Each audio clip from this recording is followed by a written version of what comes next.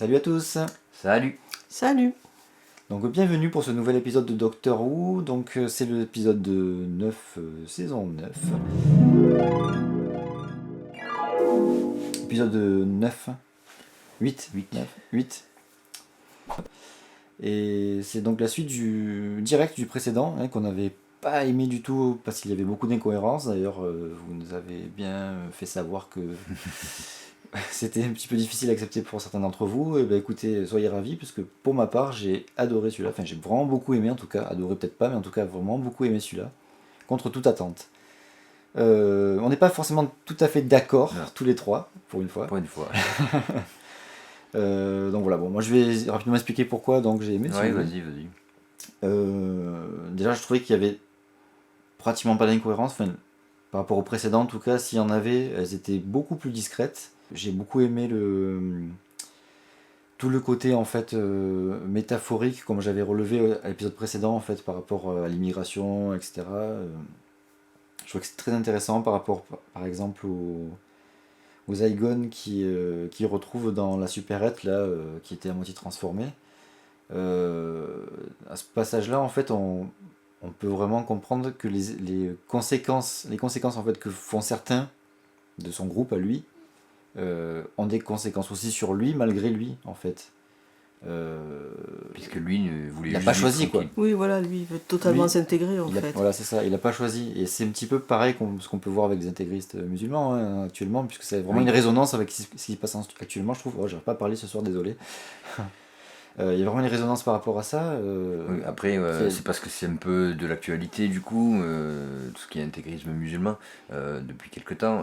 Mais c'est globalement. Oui, c'est global. Tout ce qui est un peu, on peut le généraliser. Voilà, ça peut se généraliser. On peut le généraliser à tous les intégrismes. Ouais. Bref, donc voilà, j'ai vraiment bien aimé. Le discours du docteur à la fin, moi j'ai bien aimé, même s'il y avait quelques petits violons qui m'ont un peu dérangé, un petit peu trop présents à mon goût. Ce qui force un petit peu le trait, quoi, alors qu'il n'y avait pas besoin, parce que le jeu de Capaldi était vraiment impeccable et le dialogue plutôt bien écrit, donc enfin le monologue quoi, plutôt bien écrit. Donc voilà, moi je trouvais ça vraiment cool comme épisode. Il y avait la profondeur, il y avait un scénario qui était plutôt bien écrit au niveau des dialogues, pas d'incohérence, disons pas majeure en tout cas, donc je suis content. Qu'en as-tu pensé toi de Marie ? Comme toi, en fait. Moi, j'ai beaucoup aimé. Bon, je reproche parfois que ça soit un petit peu bavard. Et là, effectivement, il y a une grande partie vers la fin où c'est très bavard, où il y a donc le docteur qui parle beaucoup, le discours, tout ça. Ça ne m'a pas dérangé du tout. J'ai trouvé que ça passait très très bien. C'était très émouvant. Bon, je peux même avouer que j'ai eu ma petite larme au moment où il parle de lui-même, en disant que bon, lui aussi, il comprend ce que c'est, puisqu'il a été confronté à il a été confronté à ça et qu'il vit avec la souffrance que ça lui procure. Donc, le fait qu'il y ait cette sincérité là, en fait, c'est ça qui, j'ai l'impression moi qui a touché les autres personnages quoi, qui étaient présents sur place. Oui, c'est cette partie, c'est à partir de ce moment-là en fait que Bonnie, la Zygone qui prend l'apparence de Clara et qui semble-t-il est celle qui a lancé cette histoire de rébellion. C'est à ce moment-là qu'elle bascule de l'autre côté, quoi. Kate aussi d'ailleurs. Oui, Kate aussi. C'est la première Oui, c'est la première à refermer la boîte, donc c'est elle qui donne l'exemple en fait, qui donne le. Donc voilà. Puisque bon, les deux vont en guerre et puis finalement ils les convainquent toutes les deux de faire la paix. Et alors moi je le chien de service. Voilà, c'est ça. Mais non, globalement j'ai quand même trouvé pas mal l'épisode, j'ai trouvé quand même pas mal, mais il y a des trucs qui m'emmerdent. Notamment moi c'est même cette scène là, je suis dans le docteur, même elle est super bien faite, mais en fait j'avais juste envie qu'elle finisse parce que depuis l'épisode précédent déjà j'attends qu'il y ait cette scène. Parce qu'en réalité c'est un type de scénario, enfin de sujet en tout cas, qui a déjà été traité dans d'autres épisodes, et même dans la série classique. Et c'était avec les Siluriens. Alors je crois que c'était saison 5 du coup, on n'a pas vérifié, mais je pense que c'était le double épisode saison 5 avec les Siluriens, et du coup l'idée de se faire la guerre avec une une race, j'allais dire extraterrestre, mais ils sont pas extraterrestres, mais bon, c'est pareil. Différente. Et les humains, du coup, et que le docteur au milieu qui fait passer le message du non, il faut faire la paix, tout ça, discuter, trouver des solutions. Là, c'est à peu près le même message, en gros. Donc, j'avais déjà compris l'épisode précédent. Donc, Plus ou moins, ça- là, en fait, j'attendais J'avais juste que compris cette qu'à un moment scène donné, ils arrive, se quoi. retrouvaient autour d'une table en train de discuter, en fait. Voilà, c'est ça. Tu savais qu'à un moment donné, le docteur, il allait avoir ce discours-là, c'était obligé, quoi. Mm. Et donc j'attendais que cette scène elle arrive, et ben j'attendais qu'elle finisse, puisque je savais déjà ce qu'il allait dire dedans.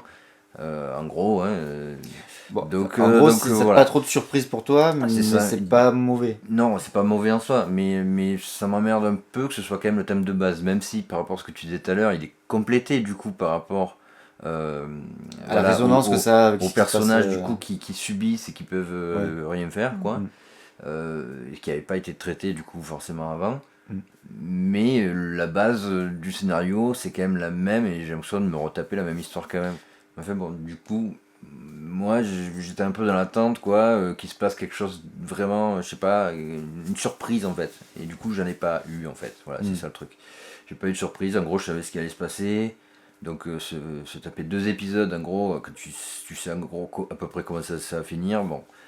Bon, qui plus est à la fin justement, le changement du Zygon qui se transforme du coup en Osgood aussi à la fin.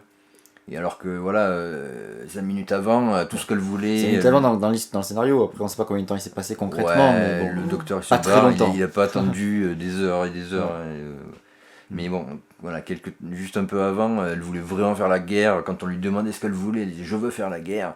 Et puis là, du coup, se dire non, je vais soutenir la paix au point d'être Osgood, quoi, et de plus être moi-même. Et waouh, je trouve que psychologiquement, waouh, le changement, quoi, il est impressionnant. Oui, c'est sûr que. Voilà. Donc ça m'emmerde un peu. Je trouve que c'est un peu facile et je trouve que c'est. Il y a le message, je vois bien le message, je vois bien ce qu'ils veulent faire passer, mais je trouve pas ça crédible du tout. Voilà. Ouais, moi ça m'a moins gêné parce que justement je trouvais que le message était intéressant, donc du coup, bon, c'est pas comme si tu faisais un truc en bois avec une incohérence ou une facilité, quoi.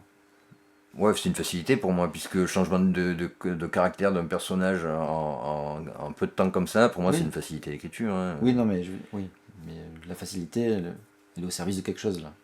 C'est Oui, pas, c'est oui, pas il y a juste, vraiment un c'est message pas juste derrière. pour faire un effet, quoi. Il y a Ouais, quand même oui, un il y a propos. quand même un propos et un message derrière. Il y avait aussi quelque chose à dire par rapport donc aux Zygon qu'il transforme là, pour vous donner l'exemple pour le filmer. La réaction en fait des jeunes en face qui sont amorphes, on va dire, et aussi les réactions un peu bizarres des flics dans la voiture. Ouais, ils sont là, ils regardent les personnes, mais ils ne réagissent pas. Ils sont neutres, ils parlent pas, ils font rien, ils bougent pas. Donc c'est assez bizarre. Les flics ils ont l'air un peu vénères, hein, mais Ouais, ils sont comme ça. Oui, mais déjà, ils agissent pas, quoi. Ils c'est bougent ça pas, qui ils est- bronchent pas, ils parlent pas, on leur pose une question, on sait pas ce qu'ils font, c'est pas ce qu'ils veulent. C'est bizarre. Moi on c'était. suppose que c'est des Zygon du coup, Oui, dans tous les cas. Ouais, hein. voilà, mais c'est quand même bizarre parce que, enfin, sur la première scène avec les jeunes, sur le moment, moi je me suis dit, ah, ben c'est bizarre, c'est une incohérence, tu vois, j'étais parti sur cette idée-là, forcément, de prime abord. Et puis après, il y a les flics, là, je me dis, donc, alors soit ils ont fait un truc à toute l'humanité, c'est ce que j'ai pensé Une en incohérence premier. quand même, ça aurait été gros avec les jeunes, hein, parce que Oui, d'accord, mais là, c'était bon, ça vraiment arrive. très très gros, quoi. Ça arrivait, je serais pas la première fois. Mais du coup, en fait, la première chose que je me suis dit quand j'ai vu les flics, c'est peut-être les Zygon ont fait un truc sur l'humanité, si ça a changé, ça va avoir une implication. Du coup, je trouve que c'est même pas clair vraiment que ce soit des Zygon, tu vois, dans le truc. Alors, est-ce que c'est grave, pas grave, je sais pas. C'est quand même clair, parce que Mais c'est c'est assez obligé en fait. pas des humains. Mais sur Pas le de- moment, moi je pensais que c'était des humains, parce qu'on leur avait fait quelque chose, Ah oui, oui, tu vois. c'est vrai. Et du coup, il n'y a aucune explication par rapport à ce comportement-là. Donc, du coup, c'est le plus logique c'est que ce soit des Zygon, mais c'est un peu bizarre, quoi. Donc ensuite, j'aimerais qu'on parle de la série classique un petit peu, Anna-Marie. oui. J'avais une question par rapport justement aux Zygon. Parce que là, on voit que les Zygon, du coup, quand ils copient quelqu'un, ils prennent aussi de sa personnalité finalement, et même il y a carrément un lien direct qui se crée avec cette personnalité-là. Est-ce que c'est quelque chose qui apparaissait déjà dans la série classique? Parce que dans l'épisode spécial 50 ans, il n'y avait pas trop ça. Hein. En fait, dans la série classique, donc l'épisode précédent sur les Zygon, c'est Terror of the Zygon. Effectivement, il copie l'apparence physique. un petit peu la personnalité, mais pas de façon aussi poussée. Il n'y a pas d'interaction directe comme ça. Non, il n'y a pas d'interaction directe, et il y a même la personnalité, puisqu'à un moment donné, il y a un des personnages qui parle d'un autre qui a été donc copié par un Zygon, et qui dit depuis quelque temps, il est bizarre, il a un peu changé, quoi. D'accord. Voilà. Mais en même temps, on voit quand même le personnage, il agit quand même de façon assez proche du personnage de base, mais il y a quand même des petites différences, et il n'y a pas ce lien comme on voit entre les deux Clara ou les deux Osgood, quoi. D'accord. On voit nettement. Voilà. Donc c'est vraiment quelque chose qu'ils ont apporté pour compléter un petit peu. Voilà, c'est une espèce d'évolution. Ouais. Bon, de toute façon, tous les personnages qui ont été repris de la série classique, il y a toujours eu Ils ont rajouté un quelque chose ajout, pour, voilà, ouais. un ajout. Voilà. Non, c'est bien. Voilà. Et sinon, il y a d'autres choses par rapport à la série classique ou... Oui, il y a une petite référence un peu amusante à un moment donné quand Kate dit 5 rounds rapide, c'est-à-dire que ça peut se traduire en gros par 5 tirs en rafale ou enfin quelque chose comme ça. En fait, c'est une phrase qu'a prononcée donc son père, le brigadier Leslie Seward, dans l'épisode The Daemon, où il demandait à un des gars de l'unit de tirer sur une espèce de gargouille qui est devenue vivante. Et la gargouille, elle a 2 ailes, donc elle bouge, elle fait des trucs pas sympas avec les gens. Et donc il demande, voilà, il demande à ce qu'on lui tire dessus. Et il dit, le gars avec les ailes là-bas tire en rafale dessus, donc 5 rounds en rapide. Elle dit exactement la même phrase que son père. Donc c'est une petite référence.